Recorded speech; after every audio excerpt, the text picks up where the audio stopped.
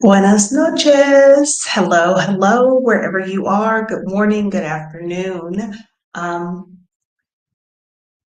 there is a lot going on. I feel like I said the same thing last week. There is a lot going on in the world right now. And as a Black woman, it is, I feel like, exponentially difficult for us. And that's kind of what I wanted to talk about tonight. Um, I don't know about you, but on my social media feed over the last week, I saw one article and graphic being shared over and over and over again. And it was about the how Black women holding in their response to the mistreatment they often receive in the workplace is is leading them to develop autoimmune diseases. And so I wanted to talk about that this week. But before we jump into that, in case you are new here, my name is Adeeyo, and this is my channel. It is my little corner of the internet where I work really hard to demystify travel, money, and everything in between.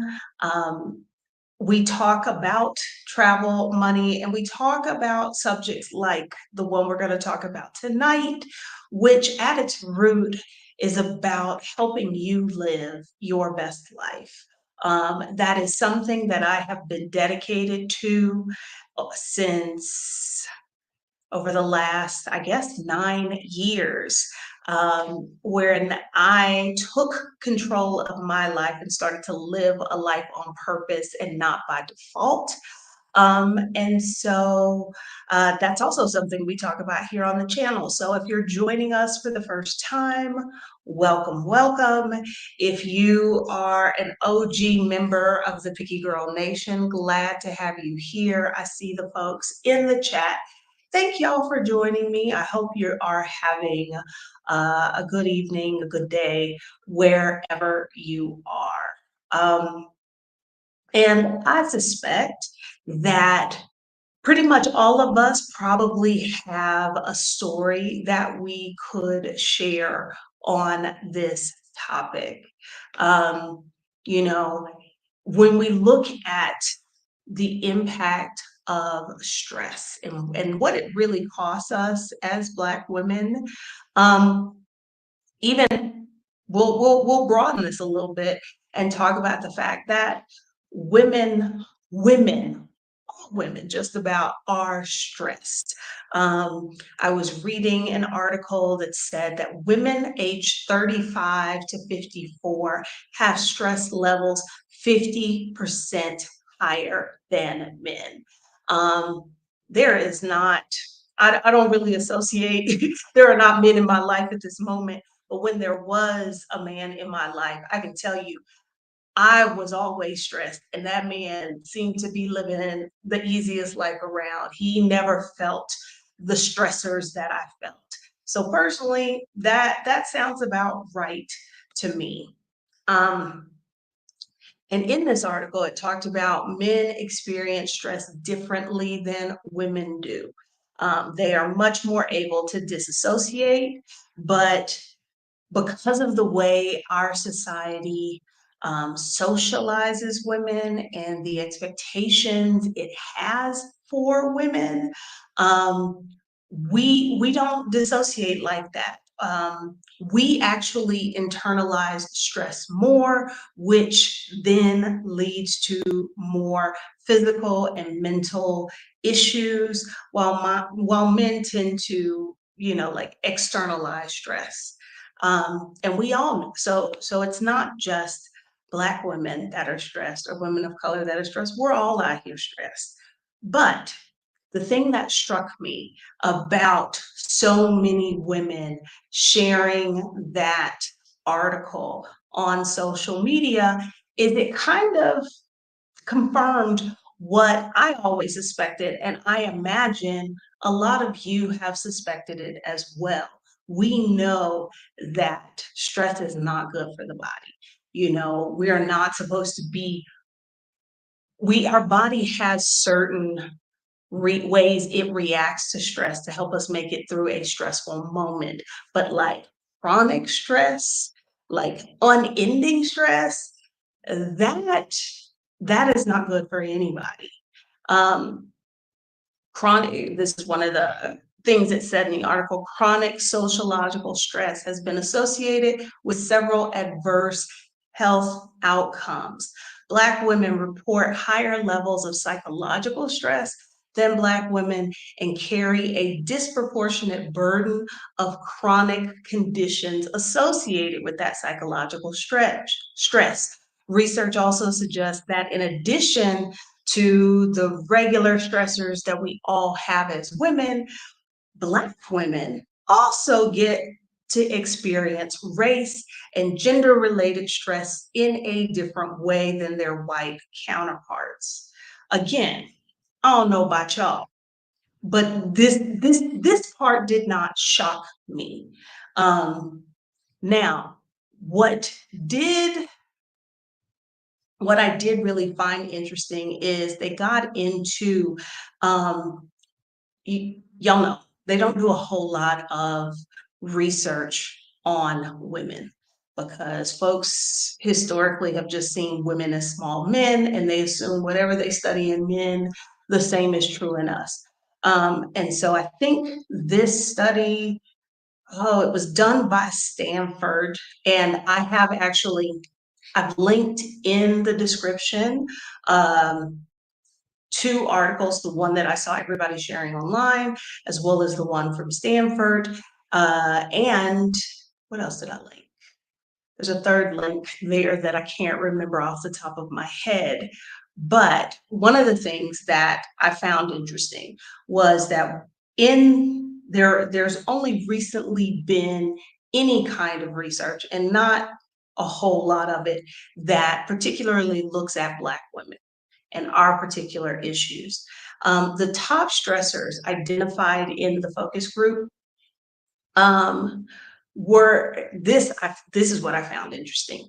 The top stressors identified by our focus group participants are notable as they are consistent with the phenomena like Sojourner syndrome and superwoman schema. And I thought, how how wild is it that this idea of like being the superwoman. Think about all of our tropes for Black women. You are supposed to be a strong Black woman. You are not supposed to ask for a whole lot. You are supposed to like persevere and support all these people. Like all of those things we are conditioned to be as Black women is so messed up that there's like a disorder named that's named for it. I thought that was really, really interesting.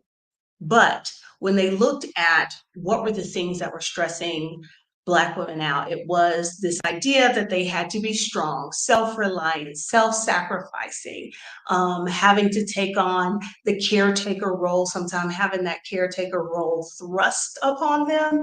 I don't know if any of y'all are oldest daughters. You've probably experienced some of that. Um, and where they've had to like put their own needs secondary. Okay. So all of that conditioning gets added to the fact that we're dealing with more stress. And because we're Black, and you don't want to be seen as aggressive or angry or what have you, a lot of the ways in which in the workplace particularly we cope with that stress is by being silent. We don't say anything. We keep it to ourselves. Now, I did not work in corporate. When I worked a traditional job, I was in K-12 education. And so I can think of one experience I had with a boss who she had it out from me from the get-go and kept trying to set me up, kept trying to do all these things. And I was incredibly stressed, and I did exactly what they talked about in the research. I internalized it. I did not, I just kind of, kept quiet, kept my head down, and it was horrible for me for that year that I worked for this person. She literally drove me to drink, and I'm sure the increased alcohol intake I had for that year I worked for that woman did not do my body any good. But that's what we do. We stay silent, we keep to ourselves, and turned out that probably triggers um, an autoimmune response that ends up developing into an autoimmune disease. And so think about all the stuff that you're trying to balance as a Black woman, and then you add that on top. I found it really interesting, and I thought it was a conversation worth having because, you know, if you've been paying attention to the news at all in the US, I would say for the last week, the last month, the last year, like it's just been all bad news and horrible things. And so I like that adds to an already stressful situation for women. And I think about why it is that we often keep quiet. And it is because we're trying to be seen as nice. We're trying to be seen as not being problematic. And this is something we're learning, but I don't think we understand the magnitude of this statement that the body keeps score. And because the work that I do and the stuff I share on this channel is all about helping Black women live the life of their dreams and to live the life that I want, I can see this as something that would very much get in the way of that and prevent that from happening. Because even if you are able, like I credit me leaving the United States. That was kind of like the final part of me restructuring my life and eliminating the people and the jobs that were stressing me.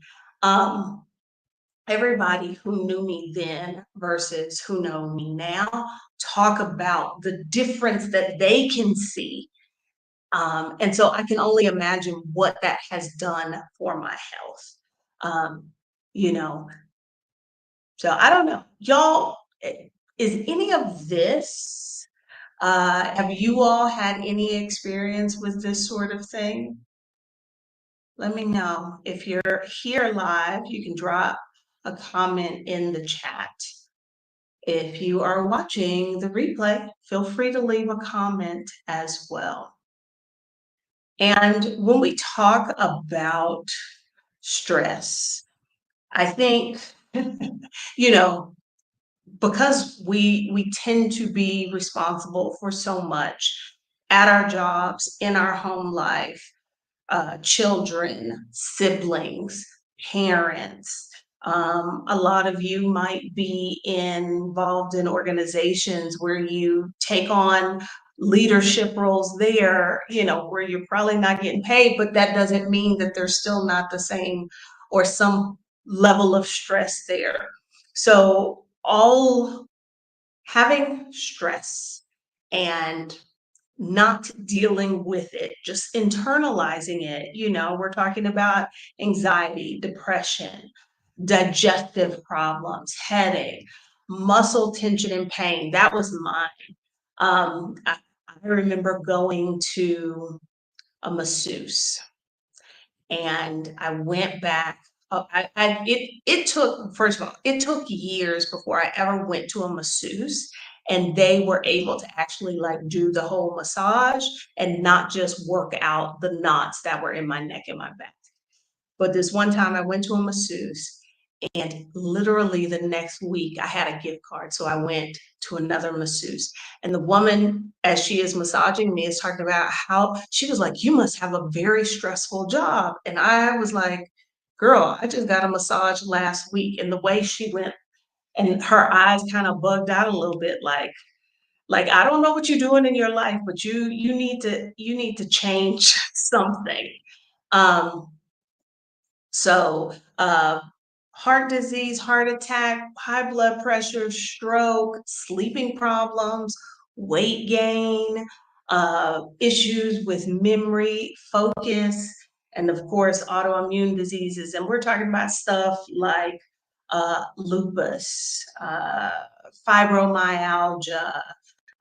What are some of the other ones I have here? Multiple sclerosis, rheumatoid arthritis. And one of the most interesting things that I learned, because this just kind of opened up a, like a little wormhole, a rabbit hole for me that I went down.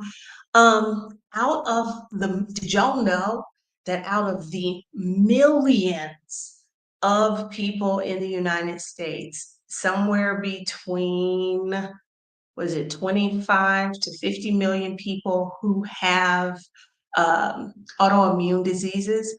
Did y'all know 4 out of 5 of them are women? Like the vast majority of people who have autoimmune diseases are women. And let's think about why that probably is. It's the roles we have put ourselves in, that we take on, the roles that society puts on us, and us trying to do that and be everything for everybody, and holding it in, trying to be nice. That's gonna kill us. That's gonna kill us. Monica says, "My last job was super toxic. I didn't cope well or leave soon enough." Been there. Came away with a chronic illness and a bunch of cheap branded t-shirts. I don't, I think I wanted to have this conversation because I think, because this is what I did. I thought it'll just be best for everybody involved if I just keep my head down and I don't say nothing, and I try to, like keep everything copacetic and not be the angry Black woman, trying to be nice. I thought that would be the best move for everybody, not really understanding what physical toll I was taking on my body as well as my health. Anxiety is a constant companion. Unfortunately, too many stories.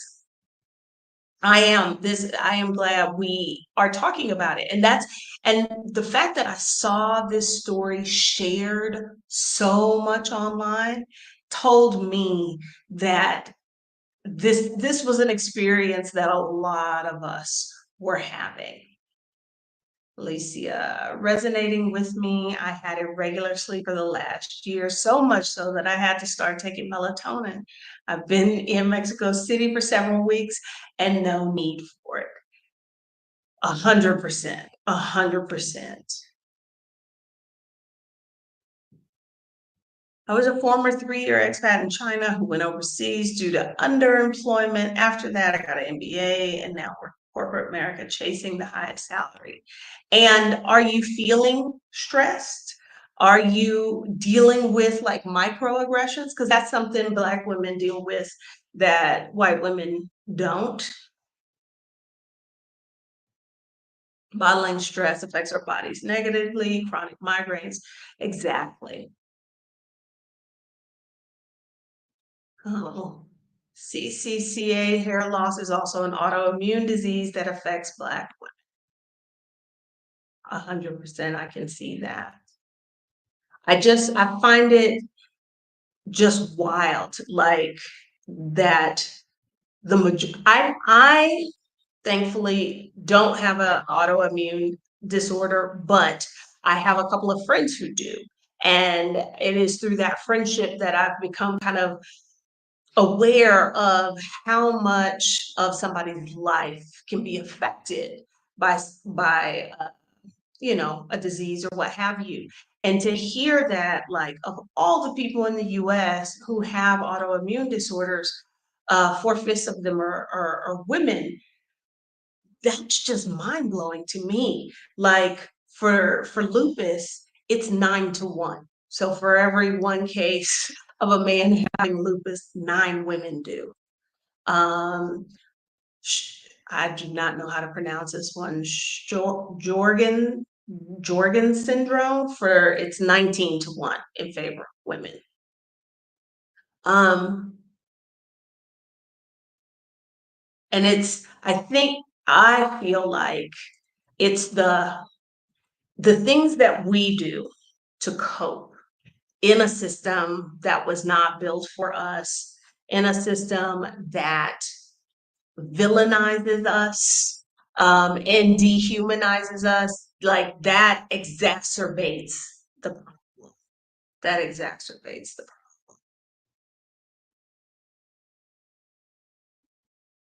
Saying, if Dr. says, I strive to be kind and am not always nice. I think, it is, like I said, what we do to cope, because we think that that's kind of the best for everybody involved. We end up losing even more, um, than we actually could even imagine this. Because pretty much everybody I know with lupus is a Black woman.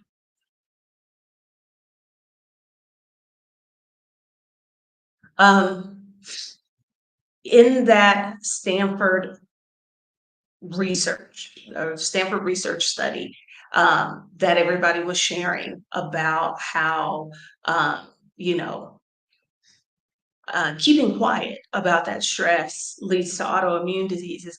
Basically, they figured out that there is what did it say? Oh, Stanford medicine scientists and their colleagues found that there's a molecule made by the X chromosome in every female cell that can generate antibodies that go against a woman's own tissues. They believe that probably historically that was something that was in place, like to help women get pregnant easier, what have you, but it's like not something we need so much anymore. And one of the things that they discovered in this study is that anger is an important trigger in the suppression of that gene. That in our culture rewards women for being perpetually pleasant, self-sacrificing, and emotionally in control. And that correlates, supports the fact that 80% of autoimmune cases are in women, and women actually experience depression, anxiety, and PTSD at twice the rates that men do. So, what do we do about this? What do we do about this? You know, I think a lot of what we see online touts self-care, and I've done multiple videos on this channel about self-care and what that can look like.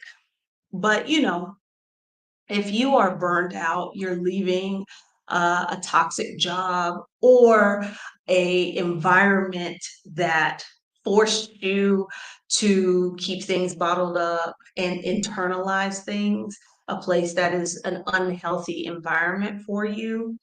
To me, that's the optimal solution. I see several people in here who talk about in the chat talking about how they left that job. Um, my experience with this woman who had it out for me from day one and drove me to drink, ultimately, after a year, and um, I was able to get a transfer, um, into another team or what have you, and this boss actually tried to sabotage that for me. But, like, because when they ask me, like, why are you leaving? And I point out, like, look at what this woman has done to me for the entire year. Everybody wanted to act like all shocked, couldn't believe that, so on and so forth. But what do? It's not something like, oh, I'll go on vacation for a week and that will fix this. What is it they say? You can't vacation your way out of burnout. It doesn't work like that. Okay. Sometimes as women, because we are nurturers, we tend to do for others and neglect ourselves. As a mental health counselor, I stress self-care 100%. Because we want to think, oh, I just need a little time off. I need a little break. A 1 week vacation is not going to be enough to do that. Oh, and Kimmy is saying that I left my job, but I feel like I need to take it a step further and leave the US long term. These yearly international vacations aren't working anymore. Ultimately, and I agree with you, ultimately, I think you have to restructure your life. You have to change it. And that is a massive undertaking. And I don't want anybody to think that I am making light of that because particularly if you find yourself in this situation where you are literally getting sick from the stress and from the expectations and from holding it in, that means you've got your hand in a lot of pots and trying to restructure your life.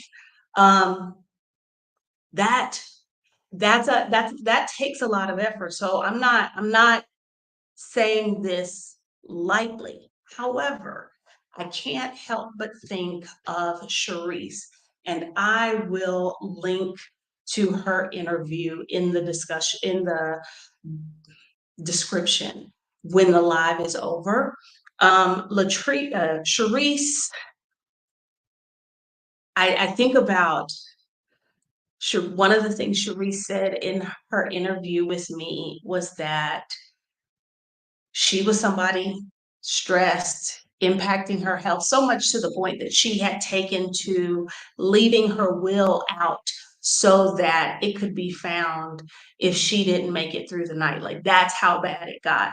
And I think if you're watching this and you're like, yeah, girl, I'm stressed, I'm all the things. I think watching that conversation with Charisse is going to be super, super helpful for you. But yeah, so a vacation is not going to do it. And I have put a couple of resources in the description. Like everything that I have read, everything that I have seen has talked about you need to talk to somebody, you need to get professional help, be it a therapist, be it a counselor, what have you. Now, I know a lot of people who are in the audience of this channel are either in the process of making a move abroad or they have already moved abroad. And that's where it gets a little difficult to find a mental health practitioner because as Black women there's a certain amount of cultural competency we would want our mental health practitioner to have, and that may be difficult to find in your country where you are living. And so I have shared um, at least two therapists slash life coaches who can take clients anywhere in the world. If you are in the US, this is less of an issue for you. I have included a resource that I have used, Open Path Collective, particularly if you are underinsured or uninsured and you're like, girl, yeah, I would love to talk to somebody, I would love to visit with a therapist, but I don't have insurance and I don't have $200 an hour.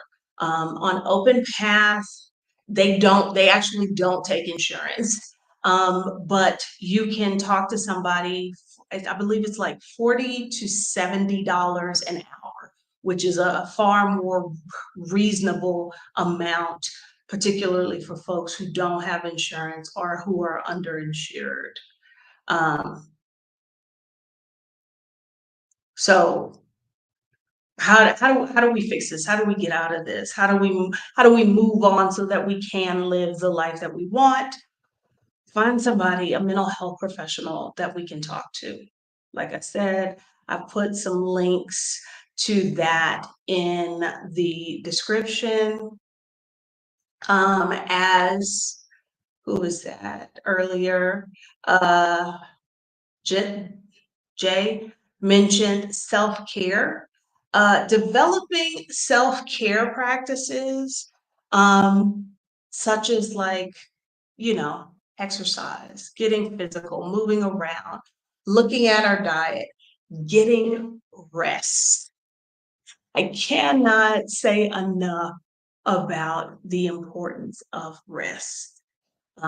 We are on this channel, we are big fans of the sabbatical, taking time off. As many of you know, I host Reclaim the Retreat with my roommate, Ivana Robinson. Many of the ladies who come to our retreat it's kind of like the beginning of that self-care journey. And a big facet of our retreat is rest. Because if you think about it, you know, between your job, if you are responsible for other humans, be they children, be they siblings, be they parents, you know, between your job and having to feed those other humans and schedule things for those other humans you might be responsible for, what have you, it's a whole lot. And one of the things that Ivana and I were like adamant about was that when somebody comes on our retreat, and our retreats focus on culture of the location we're in, community with the other women and femmes who are on the retreat, and coaching. One of the things that we absolutely were adamant about is that when you come on a retreat with us, you get to be off. You don't have to decide, well, what am I going to eat today? Like, you show up, everything is included. You don't have to think. You just get to be there, relax, and be in the moment. So sabbatical, a retreat, another way to help, you know, get yourself out of this is to develop a supportive network, which is one of the reasons we focus so much on community at our retreats, and to set boundaries and enforce those boundaries. That was something that I had to learn to do, is set boundaries. Okay.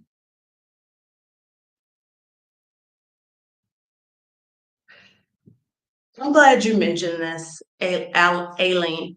I started opening up to the idea of seeking a therapist, but the old trope of Black folks don't do that keeps blocking me. We do it. I can tell you we do it. Now, we don't do it in the numbers that other folks do, because for our community, this is a new thing, but there is so much that I understand more about myself and why I do things a certain way and why I feel a certain way about things as a result of therapy. I think y'all, being a human is hard. Being a human in this capitalist hellscape we find ourselves right now is extra hard. And trying to like do this on our own, that's not the move. That's not it. Um, I I I hope that you can work through that block and you can get to experience what a life-changing experience going to therapy is. I hope you can.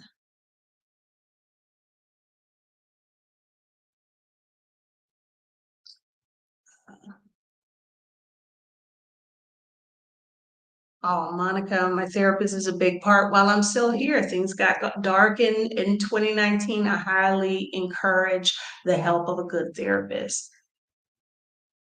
Absolutely. Absolutely.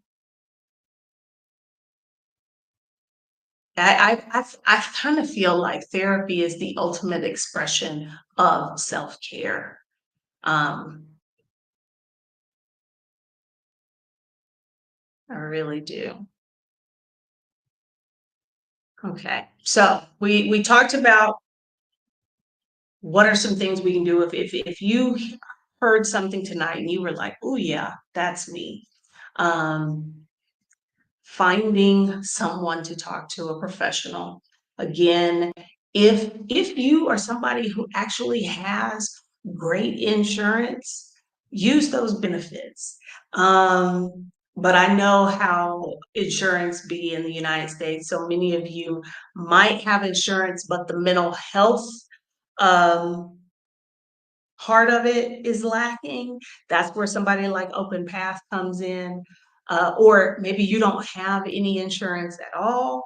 Um, that's where they would come in. Or if you are abroad and you're like, I live in this country and I don't speak the language these people speak, or these people don't understand my experiences as a Black American woman.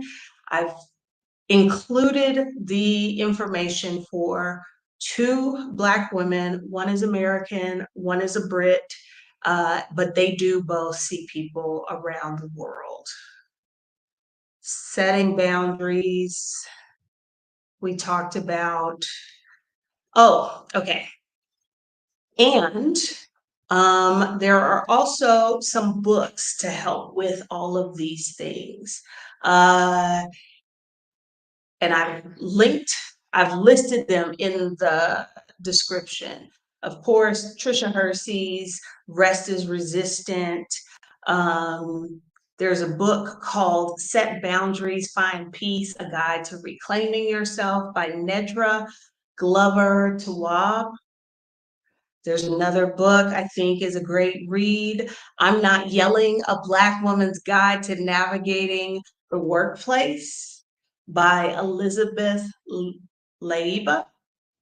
And then the last book I think that will work is Self-Care for Black Women, 150 Ways to Radically Accept and Prioritize Your Mind, Body, and Soul by Oludara Adeeyo. I hope I pronounced that properly.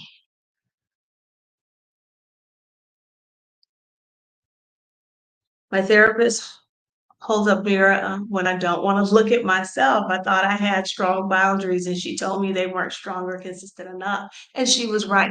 That's what I say. Therapy is like a gift because there were some things that I thought I was like, oh no, this person does not mean me harm. And my therapist was like, from everything you've told me, this person absolutely does. And it's a really beneficial thing. So, um,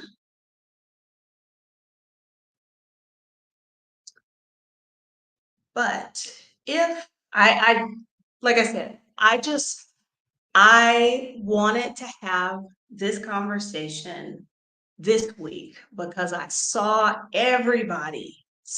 almost everybody on my timeline was sharing this article. And what that said to me is Black women are suffering. And obviously, we are suffering in silence. And I feel like my work here is to help every Black woman I can live a life that she loves, one that makes her happy. And until we, start getting ourselves out of these spaces and these places, we start prioritizing ourselves. I don't feel like that's going to happen. And I want the joy and the happiness that I've been able to find in the last 8, 9 years. I want that for every one of you. So that's why I wanted to have this conversation.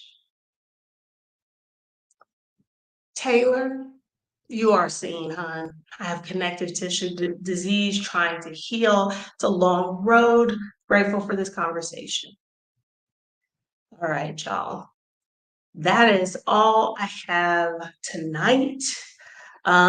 Definitely go to the description of this video. You can get the name of the books I mentioned. You can get the information about the different therapy options. And I will talk to y'all next week.